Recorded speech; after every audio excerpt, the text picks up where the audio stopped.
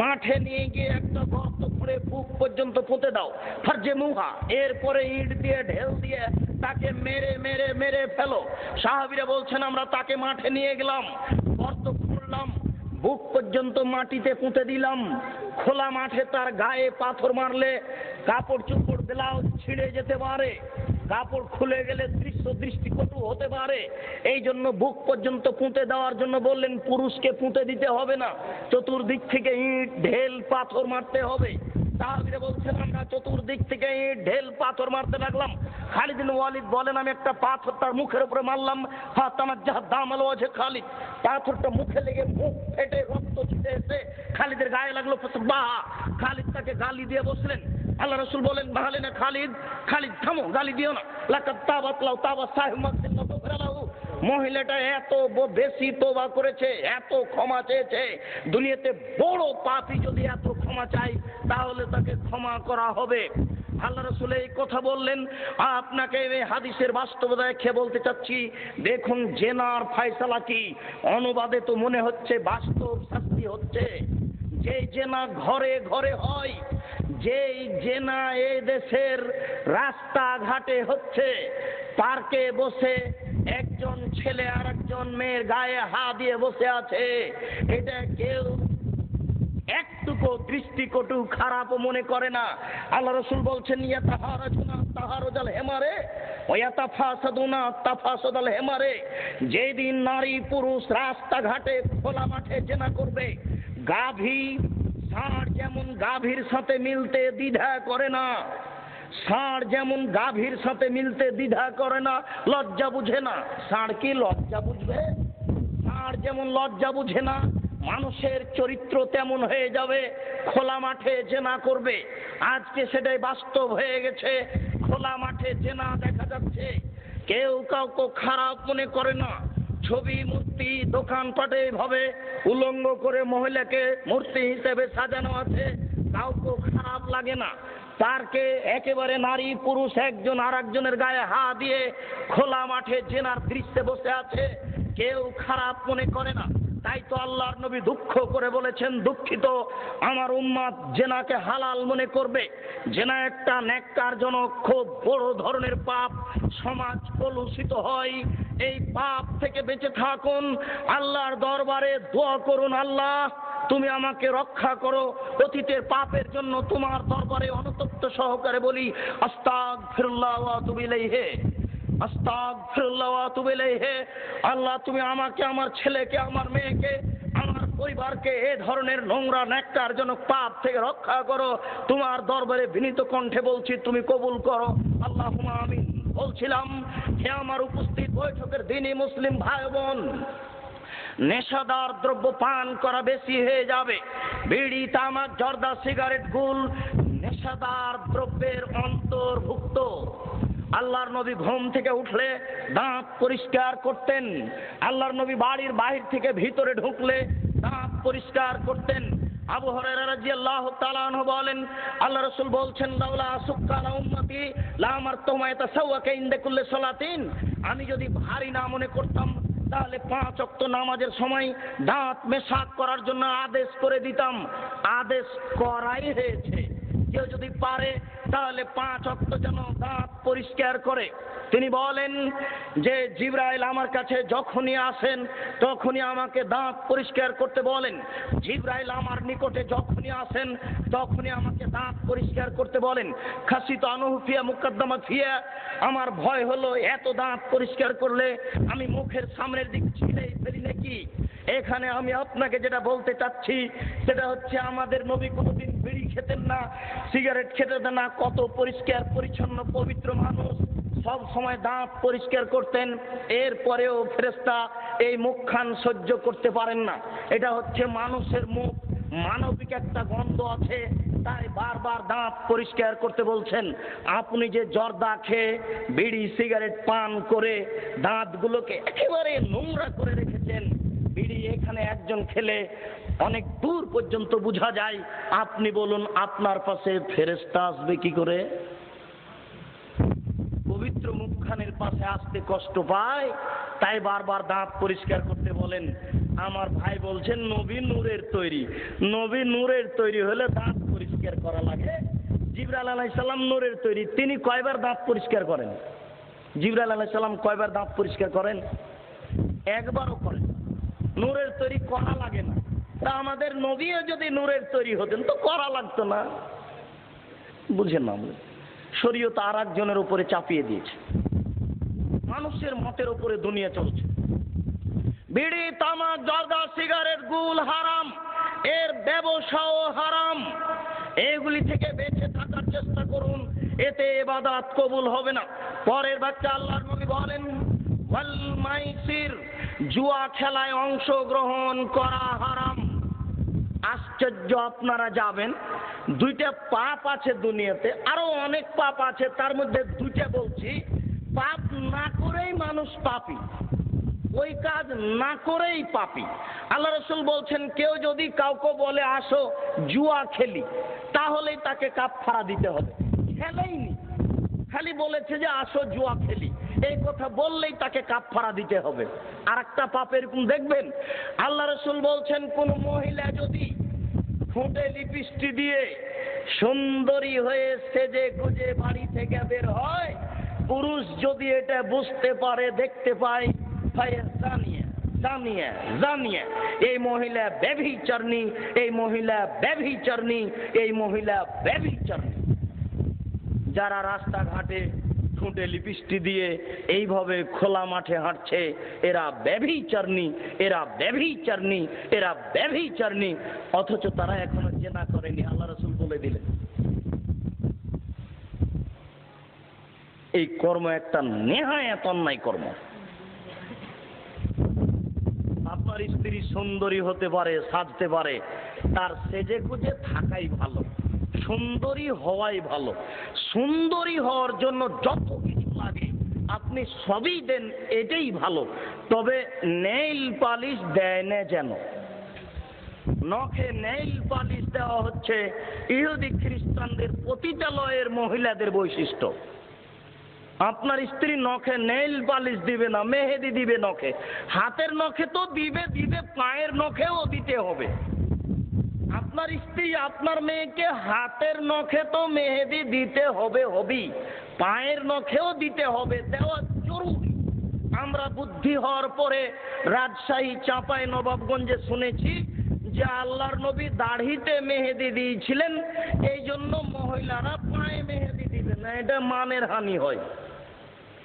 আচ্ছা, কথা যদি তাই হয়, তাহলে এই কথাটাকে ঠেকানোর জন্য আরেকটা কথা বলছি, দেখেন তো বুঝতে পারেন কিনা, এরপরে আমি আগে যাব। সেটা হচ্ছে এই যে আল্লাহর নবী বলছেন, ঋতুবতী মহিলারা যখন ঋতু থেকে পবিত্র হবে, ঋতুবতী মহিলারা যখন ঋতু থেকে পবিত্র হবে, তখন যেন তারা লজ্জা স্থানে আতর ব্যবহার করে। আতর যে আল্লাহর নবী দাড়িতে লাগাতেন, এবার বুদ্ধি। তাহলে এরা আমাদেরকে ভুল বুঝিয়েছে, শরীয়ত এটা নয়।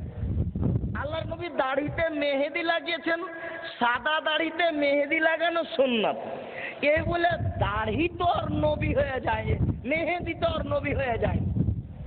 আরে একই কথা, মেহেদির দাম বাড়লো কি করে? ওটা তো একটা বস্তু, বস্তুই, জড় বস্তুই আছে। ওটা দাড়িতে দেওয়া সুন্নাত, মহিলাদের পায়ে দেওয়া সুন্নাত। যেখানে যেখানে মেহেদি লাগালে নারীকে সুন্দরী মনে হবে, সেখানে সেখানে লাগাতে হবে, এটাই শরীয়ত। ওটা আমাদেরকে ভুল বুঝানো হয়েছে। বলছিলাম, যেসব খেলাতে টাকার হার জিত রয়েছে সেইগুলি জুয়া। Football, volleyball, cricket, hockey, racket, badminton, যত খেলা আছে, যখন এতে টাকার হার জিত আছে তখন এটা হারাম। যখন এতে টাকার হার জিত নেই তখন এটা হালাল। ছেলেরা একে শরীর চর্চার জন্য খেলতে পারে। আন্তর্জাতিক মানে খেলা হচ্ছে, সবার বাড়িতে পতাকা, ব্রাজিলের পতাকা, পাকিস্তানের পতাকা। তুমি যদি পায়খানাতে পড়ে মরে মারা যাও তো ব্রাজিল তোমার খোঁজ নেবে না। তোমার লজ্জা থাকা উচিত, মুসলমানের বাচ্চা, তোমার লজ্জা থাকা উচিত, তোমার বিবেচনা থাকা উচিত। মহান আল্লাহ বলেন, লান তারদা আনকাল ইয়াহুদা ওয়ান নাসারা হাত্তা তাত্তাবিআ মিল্লাতাহুম।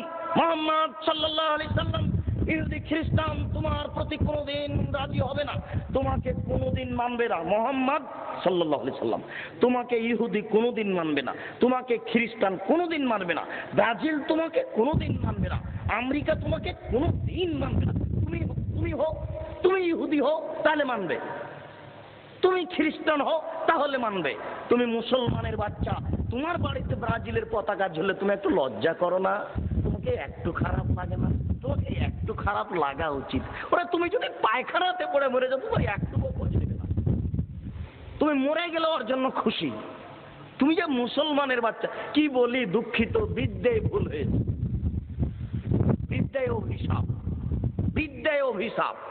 বিশ্ববিদ্যালয়ের শিক্ষক সিমেন্ট মাটির খাম্বা তৈরি করে আরে ফুলের মালা দিল, একটু মূর্তিও বানালো না। বলুন আপনি, সারা পৃথিবীর মানুষ যদি ফুলের মালা তৈরি করে শহীদ মিনারে চাপাই, সালামের 1 পয়সা লাভ হবে? একটু লাভ হবে? বিদ্যায় অভিশাপ, বিদ্যায় ত্রুটি।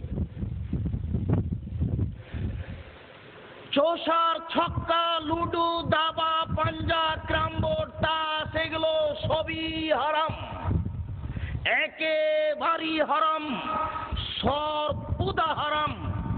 আল্লাহ নবী বলেন, মান লাইবা বিনারদিসির ফাকাদ আদখালা ইয়াদাহু ফি দামে খিনজির। কেউ যদি চৌসার, ছক্কা, লুডু, দাবা, পাঞ্জা, ক্রামবোর্ড, তাস খেলায় অংশগ্রহণ করে তাহলে সে তার হাতকে শুকুরের শোরের রক্তের মধ্যে ঢুকিয়ে দিল। রাসূল সাল্লাল্লাহু আলাইহি সাল্লাম বলেন, মান লাইবা বিনারদিসির ফাকাদ আসাবাল কাসিম। কেউ যদি চৌসার, ছক্কা, লুডু, দাবা, পাঞ্জা, ক্যারমবোর্ড, তাস খেলায় অংশগ্রহণ করে তাহলে সে মুহাম্মদ সাল্লাল্লাহু আলাইহি সাল্লামের নাফরমানি করলো। উল্লেখ্য যে যেই সব খেলাতে শরীর চর্চা হয় এগুলি বৈধ, তবে যখন এতে টাকার হারজিত থাকবে তখন অবৈধ। আন্তর্জাতিক খেলাতে মহিলারা নগ্ন হয়ে নাচে, আপনারা টিভিতে দেখেছেন। সব দেশে আপনার কাপড় কিনে পতাকা করে, এর একটা খরচ আছে। তারপরে টিভি ব্যবহার হয়, এর একটা খরচ আছে। সারা পৃথিবীর নারী পুরুষ হন্যে হয়ে তার পিছনে ব্যবসা বাণিজ্য ছেড়ে দিয়ে রাত দিন কাটায়। এরপরে ওই যেখানে যেই স্টেডিয়ামে খেলা হয় সেখানে লাখ লাখ টাকা খরচ করে সেখানে মানুষ ঢুকে, আবার সেই টিকিট মাঠে জাল জুয়া চুরি হয়ে বিক্রি হয়। সার্বিকভাবে দেখুন এতে কত কোটি কোটি টাকা খরচ হয়, আর কত জেনা আছে, আর কত নগ্নতা আছে। এরকম একটা খেলাকে যদি ইসলাম হারাম না বলতে পারে তাহলে ইসলাম কোনো ধর্মই নয়। নাউজুবিল্লাহি মিন যালিক। শুধু কি হারাম, এই আন্তর্জাতিক মানের খেলার যেখানে গল্প হয় সেখানে বসে থাকাও হারাম। বসে থাকলে সহযোগিতা করা হবে। ভুল বুঝিয়েন না। যেই সব খেলায় শরীর চর্চা হয় যখন টাকার হারজিত নেই তখন ওটা চলবে। যেই খেলাতে টাকার হারজিত আছে সেটাই জুয়া। আবার বুঝুন, যেই খেলাতে টাকার হারজিত আছে সেটাই জুয়া। যেই খেলাতে টাকার হারজিত আছে সেটাই জুয়া। যেই খেলাতে টাকার হারজিত নেই, শরীর চর্চা আছে, সেটা জায়েজ। অতএব চৌসার, ছক্কা, লুডু, দাবা, পাঞ্জা, ক্যারমবোর্ড, তাস এইগুলিতে শরীর চর্চাও নয়, এইগুলিতে শুধু শয়তানি আর নামাজকে ছেড়ে দিয়ে বসে থেকে গল্প করা হয়, আড্ডা পিটা হয়। অতএব এগুলি সর্বদা হারাম। আপনি সব খেলা থেকে বেঁচে থাকুন। মহান আল্লাহ বলেন, অল আনসাব, মূর্তির আস্তানায় যায় না। ছবি মূর্তিকে সম্মান করিও না। ছবি মূর্তিকে সম্মান করা, মূল্যায়ন করা শিরক। পৃথিবীতে অনেক শিরক আছে। হাতের দাগ দেখে ভাগ্য রাশি পরীক্ষা করা শিরক। হাত চালিয়ে ভাগ্য পরীক্ষা করা শিরক। টিয়া পাখির মাধ্যমে ভাগ্য পরীক্ষা করা শিরক। টিয়া পাখির মাধ্যমে ভাগ্য পরীক্ষা করা শিরক। মায়ের কসম খেয়ে কোনো কিছু হাসিল করা শিরক। কোরআন মাজিদে হাত রেখে কসম করা শিরক। মাথায় হাত দিয়ে কসম করা শিরক। কোনো দিবস পালন করা শিরক। জন্মদিবস পালন করা শিরক, মৃত্যু দিবস পালন করা শিরক, ছবি মূর্তিকে সম্মান করে বাড়িতে ঝুলিয়ে রাখা শিরক। শুনুন, আলী রাদিয়াল্লাহু তাআলা আনহুকে আল্লাহর নবী বললেন, ইয়া আলী লা তাদু তিমসালান ইল্লা তামাসতাহু ওয়ালা কাবরান মুসরিফান ইল্লা সাইতাহু। আলী, তুমি ছাড়বে না কোনো উঁচু কবর, তাকে ভেঙে সমান করে দাও। তুমি ছাড়বে না কোনো ছবি মূর্তি, তাকে ভেঙে খান খান করে দাও। পৃথিবীতে যত ছবি মূর্তি আছে একদিন আপনার ছেলে ভেঙে ফেলবে, আপনি না পারলে। আপনার ছেলে না পারলে তার ছেলে ভাঙবে, তার ছেলে যদি ভাঙতে না পারে তাহলে ঈসা আলাইহিস সালাম যেদিন আসবেন সেদিন পৃথিবীর মাটিতে কোনো ছবি মূর্তি থাকবে না, সবকে লাঠি দিয়ে ভেঙে চুরে চুরমার করে দেওয়া হবে। মুসলমানের রক্তের নীতিতে আছে মূর্তি ভাঙা নীতি, মুসলমানের রক্ত হচ্ছে মূর্তি ভাঙা নীতি, মুসলমানের গোশতে আছে মূর্তি ভাঙা নীতি। ইব্রাহিম আলাইহিস সালাম মূর্তি ভেঙে দেননি, দেখেননি? যখন তাকে জিজ্ঞাসা করা হলো কে এগুলি করেছে, তো তিনি বললেন, ওই যে বড় কুড়াল ঘাড়ে করে আছে তাকেই বলো, কে বলবে। সব ভেঙে চৌচির করে দিলেন।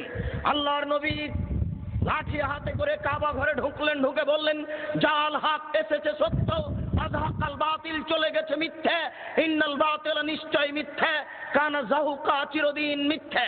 এই বলে লাঠি মেরে কাবা ঘরে যত ছবি মূর্তি ছিল সবকে ভেঙে চৌচির করে দিলেন। আপনার স্ত্রী আবার এই মূর্তি শোকেজে সাজালো কেন? অযোগ্য স্ত্রী আপনার, আপনিও তার একজন অযোগ্য স্বামী। ফুল বাড়িতে নিয়ে এসে সাজিয়ে রাখেন, ভালো কথা। আপনি একটা দোকানদার মানুষ, নগ্ন উলঙ্গ এই মেয়েগুলিকে এইভাবে প্লাস্টিকের তৈরি করে উঁচু স্তন করে সাজালেন কেন? ছি ছি ছি, আল্লাহ! একটা মানুষ কেউ বুদ্ধিমান নাই গো, কেউ একে ঠেকায় না। একটা বাজারে 10টা দোকান থাকলে 11টাই সিডির দোকান। হিন্দু মানুষটার হোক সিডির দোকান, আমার যদি কোনো সিডির দোকানের প্রয়োজন হয় তাহলে আমি হিন্দুর দোকান থেকে কিনে নিয়ে আসবো। আপনার কেন? আপনার কেন? শুনুন, আলী ছাড়বে না তুমি কোনো ছবি মূর্তি, সবকে ভেঙে চৌচির করে দাও। ছাড়বে না তুমি কোনো উঁচু কবর, ভেঙে সামান করে দাও। কেউ যদি না পারে আলীর কবর ভাঙতে ইরাকের মাটিতে, যেদিন ঈসা আলাইহিস সালাম আসবেন সেদিন ভেঙে চৌচির করবেন। হোসাইনের কবর ভেঙে চৌচির করে দিবেন। পৃথিবীতে কোনো কবর থাকবে না উঁচু পাকা। অভিশপ্ত পিঠে বাপের কবর পাকা করে গম্বুজ করেছে। আমি তো আপনাদের গান শোনাতে পারি না জাগরণী, নইলে আমি শফিকুল ইসলামের জাগরণী একটু শোনাতাম। অন্তত একটা বাক্য বলি, লাভ হবে না কবর পাকা করে দিয়ে। এই অভিশপ্ত পিঠে যদি এই অভিশপ্ত ছেলেকে রেখে যাই, এই ছেলে দিয়ে যদি সোনা দিয়ে কবর বানাই, বলুন তো বাপের কিছু উপকার করতে পারবে?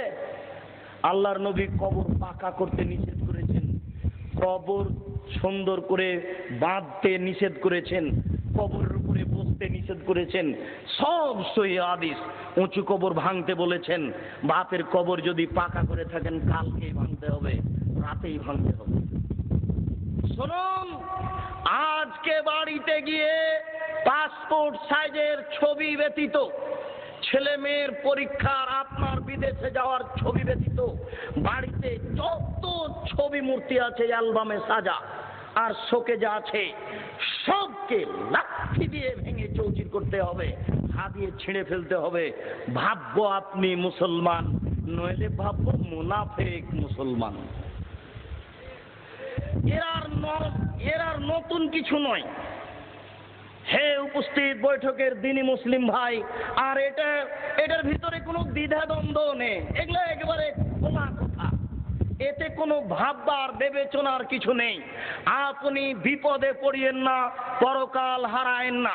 বলছিলাম, ছবি মূর্তিকে মূল্যায়ন করা শিরক। লটারি ক্রয় করা বড় পাপ। যদি লাগে যায় 40 লক্ষ টাকা, 10 টাকা দিয়ে কেউ যদি একটা লটারি কিনে, তাহাজ্জুদ করে পাপ ক্ষমা হবে না, হজ করে পাপ ক্ষমা হবে না। 5 ওয়াক্ত সালাত আদায় করে এই পাপ ক্ষমা হবে না। আল্লাহর দরবারে স্বীকারোক্তি জানাতে হবে, 10 টাকা দিয়ে লটারি ক্রয় করে ভুল করেছি, তুমি একটু দয়া করো, আমি তোমার দরবারে অনুতপ্ত সহকারে বলছি আর কোনোদিন লটারি ক্রয় করব না, তাহলে ক্ষমা হতে পারে। 10 টাকার লটারির এত বড় পাপ। এক ধরনের লটারি বৈধ, 10টা ভাগ করেছেন কাপড়ের বা মাছের বা কিছু, আপনার মনটা বলছে ওই ভাগটা মনে হচ্ছে বড় হতে পারে, এখন লটারি জায়েজ। শুনুন, আবু যার গিফারি রাদিয়াল্লাহু তাআলা আনহু বলেন, 3 শ্রেণীর মানুষের সাথে আল্লাহ কিয়ামতের মাঠে কথা বলবেন না। বক্তব্য আজকের মতো গুটিয়ে নিয়ে আসছি, প্রায় শেষের দিকে, অন্তত আজকের মতো সময় সাপেক্ষে আপনার সামনে বিস্তারিত আলোচনার চেষ্টা করব। পরে এত গভীর রাতে আসতে হবে এটা আমারও জানা ছিল না। যাক, তাকদিরে যেটা আছে সেটাই হবে। ঢাকার এই মাটিতে সারা ঢাকা শহরের মানুষকে কিছু দিন ধর্ম শোনাতে চাই। পরিস্থিতি অনুকূলে হয় না, দুঃখিত। যারা 2 খান ফতোয়া দিলে 1.5 খান ভুল হয়, তারাই আজকে জাতির সামনে কথা বলছে। জাতির সামনে কথা বলার আমাদের তেমন সুযোগ নেই। কি করি? জাতির যদি রাস্তাঘাট করে দিতে না পারি, জাতির যদি স্কুল কলেজ করে দিতে না পারি, জাতিকে চূড়ান্ত সঠিক ধর্ম দিতে পারবো, এতে বিশ্বাসী ইনশাআল্লাহ। আপনি একটু আস্থা রাখুন, জাতির ধর্মের ব্যাপারে কোনো ক্ষতি করব না, জাতির হাদিসের ব্যাপারে, ধর্মের ব্যাপারে জাতিকে ফাঁকি দিব না, ধোঁকা দিব না। জাতির যদি স্কুল কলেজ করে দিতে না পারি, জাতির যদি রাস্তাঘাট করে দিতে না পারি, এমন কোনো দায়িত্ব পালন করি না, এটা করতে পারবো। জাতিকে চূড়ান্ত সঠিক ধর্ম দিতে পারবো ইনশাআল্লাহ। এই আস্থা রেখে জাতির কাছে আসতে আমরা ইচ্ছুক, কিন্তু দুঃখিত, জাতির সামনে দাঁড়ানোর আমাদের সুযোগ কম। যাদের হাতে মিডিয়া আছে, যাদের হাতে টিভি চ্যানেল আছে, যাদের হাতে কলম আছে, যাদের হাতে প্রেস আছে, যাদের হাতে সব আছে, কোর্ট যাদের, কাচারি যাদের, অফিস যাদের, আদালত যাদের, মিডিয়া যাদের, কলম খাতা যাদের, 2 খান ফতোয়া দিলে 1.5 খান ভুল হয় যাদের, সবকিছুই তাদের। এই পরিস্থিতিতে হক নিয়ে জনগণের সামনে টিকে থাকা বড় জটিল। প্রতিপালক, তোমার উপরে ভরসা করে জনগণের সামনে দাঁড়ানোর চেষ্টা করছি, তুমি একটু দয়া করো যেন জনগণের সামনে, কিছু মিডিয়ার সামনে যাওয়ার আমাদের সুযোগ হয়। তোমার কাছে একটু দয়ার দাবি রেখে, একটু দয়ার আশা রেখে সংক্ষিপ্ত আলোচনার শেষে এসে বলছি, 3টি মহাপাপ মানুষ করলে আল্লাহ তার সাথে কথা বলেন না। তার একটি বড় পাপ হচ্ছে টাকনোর নিচে পায়জামা প্যান্ট লুঙ্গি রাখে যেই, তার সাথে আল্লাহ কিয়ামতের মাঠে কথা বলবেন না। টাকনোর নিচে পায়জামা প্যান্ট লুঙ্গি পরে যেই, তার সাথে আল্লাহ কথা বলবেন না। অনুগ্রহ করার পরে খোটা দেয় যেই, খোটা বুঝতে পারলেন কিনা, এটা রাজশাহী, চাঁপাইনবাবগঞ্জরা বলে থাকে। অনুগ্রহ করার পরে 5,000 টাকা কর্জ দেওয়ার পরে এমনিতেই বলে বসে, সেই দিন তোমাকে 5,000 টাকা দিলাম, তুমি ভুলে গেলে আমারে একটু উপকার করলে না। এইভাবে বলে বসাকে বলা হয় খোটা দেওয়া। মানুষকে খোটা দেয় যেই, কিয়ামতের মাঠে আল্লাহ তার সাথে কথা বলবেন না। মিথ্যা কথায় ব্যবসা করে যেই, তার সাথে আল্লাহ কিয়ামতের মাঠে কথা বলবেন না। আপনারা ঢাকা শহরের মানুষ, আপনারা অধিকাংশ মানুষই ব্যবসায়ী। সত্য ব্যবসায়ী থাকবে নবীদের সাথে, সিদ্দিকদের সাথে, শহদাদের সাথে জান্নাতে। আপনি সৎ ব্যবসায়ী হন। শুনুন, একটা জিনিস 10 টাকায় কিনেছেন, এটা 20 টাকায় কেন 2,000 টাকায় বিক্রি করা যায়, যদি এটা মানুষকে ধোকা ফাঁকি দেওয়া না হয়। চলন্ত বাজারে এটা এখন 2,000 টাকায়, যদি 10 টাকায় কিনা আছে, এটা যায়। প্রমাণ, আল্লাহর নবী একটা টাকা দিলেন একজন সাহাবীকে একটা কুরবানির ছাগল কিনতে। সাহাবী 1 টাকা দিয়ে একটা কুরবানির ছাগল কিনে তাকে 2 টাকায় বিক্রি করলেন ওই বাজারেই। 2 টাকায় বিক্রি করে আবার 1 টাকা দিয়ে একটা কুরবানির ছাগল নিলেন, আর 1 টাকা ফেরত নিয়ে এসে বলছেন, এ নেন। আল্লাহ রাসূল বলেন, এ কি কথা? তোমাকে আমি 1 টাকা দিলাম ছাগল কিনতে, তুমি আবার ছাগলও একটা নিয়ে এসছো, টাকাও একটা নিয়ে এসছো, মানে? আল্লাহ রাসূল, আমি ওকে 1 টাকা দিয়ে কিনে 2 টাকা দিয়ে বিক্রি করেছি, আবার 1 টাকা দিয়ে একটা ভেড়া কিনেছি, আর এই যে 1 টাকা। আল্লাহ রাসূল বললেন, আল্লাহ তোমার ব্যবসায় বরকত দান করুন। কই ডবল টাকায় বিক্রি করলেন তো নিন্দা তো করলেন না। হাদিস তো বুখারী মুসলিমের। সাহাবীরা বলছেন যে এমন দোয়া তাকে লেগে গেল যে যদি মাটিও কিনে তবুও সেখানে লাভ হয়।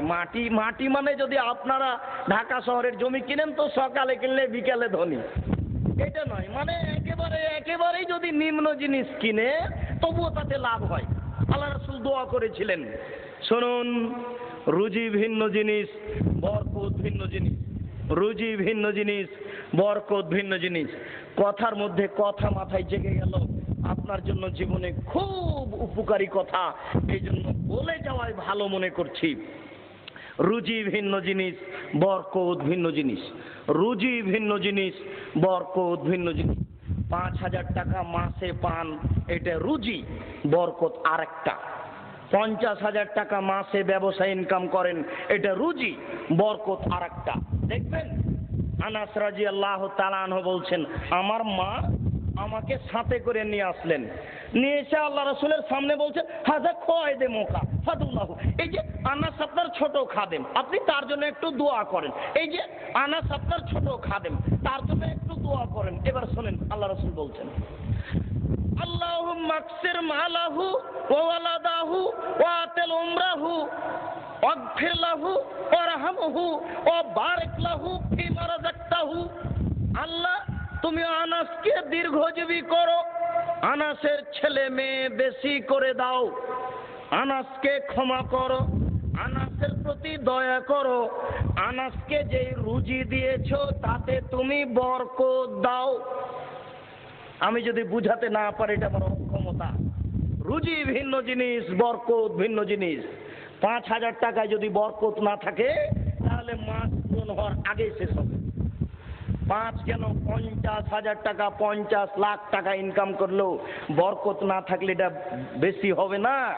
ওরা তো ভুল বুঝেছে, ওর মাথায় গোবর আছে।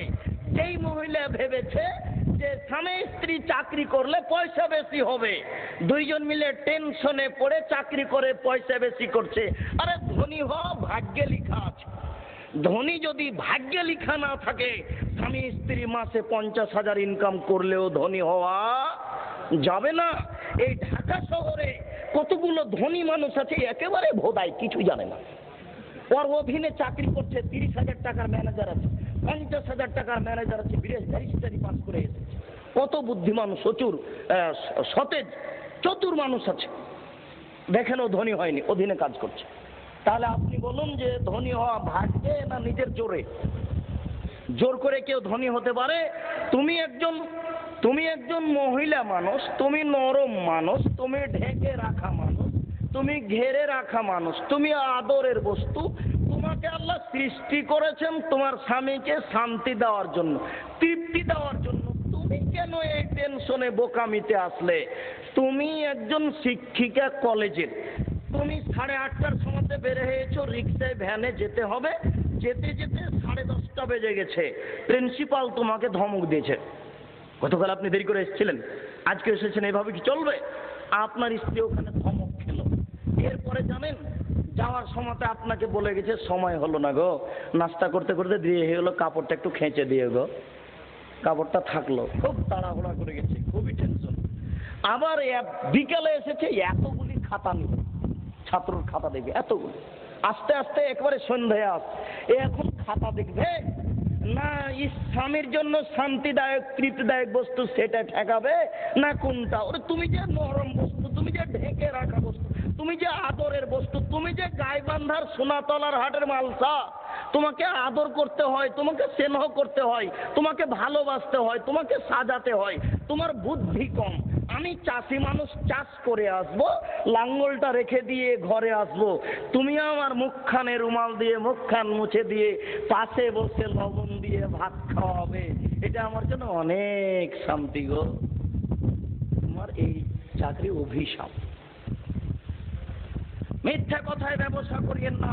আলোচনা শেষ করছি। হে উপস্থিত বৈঠকের দিনী মুসলিম ভাই বোন, 3 শ্রেণীর মানুষের সাথে আল্লাহ কথা বলবেন না। তার মিথ্যুক দায়িত্বশীল, বয়স্ক ব্যভিচার, গরিব গৌরবী, সময় সাপেক্ষে আলোচনা রাখা হবে আরো বিস্তারিত। আজকে এই বলেই সংক্ষিপ্ত আলোচনা এখানে শেষ করছি। চিরদিন জাতির কাছে হয়তো বা থাকতে পারবো না। মাওলানা আব্দুল্লাহ বিন ফজল সাহেব ঘন্টার ঘন্টা বক্তব্য দিলেন, 2 থেকে 8 ঘন্টা। বিদ্যায় অনেক বেশি ছিল, আমাদের তেমন নেই। আমরা এক একটু বিদ্যে নিয়ে জাতির কাছে এসেছি। তিনি কলমে যেটা লিখে গেছেন সেটাই আজও আছে, অন্যগুলো নেই। আমরাও ভাঙাচোরা কিছু কলমে লিখার চেষ্টা করি। কে বড় ক্ষতিগ্রস্ত, কে বড় লাভবান, আদর্শ নারী, আদর্শ পরিবার, শ্রোতার পরিচয়, মরণ একদিন আসবে, এইগুলো বই আপনার এই তৌহিদ তৌহিদ পাবলিকেশন, এখানে বইগুলি সংগ্রহ করুন। এক একটা বই সপরিবারে অন্তত 10 বার করে পড়া উচিত বলে আমি মনে করি। অনেকে অনেক কথা লিখতে পারেন, আমি অত কিছু জানি না। কোরআন হাদিস সামনে রেখে অনুবাদ করে আপনার পরিবারটাকে সুন্দর করার চেষ্টা করেছি। প্রতিপালক তুমি বড় দয়াশীল, তুমি বড় ক্ষমাশীল, তোমার অনেক দয়া। তোমার দরবারে বলছি, আমাদের যারা মারা গেছে তুমি তাদের কবরের শাস্তি মাফ করে দাও।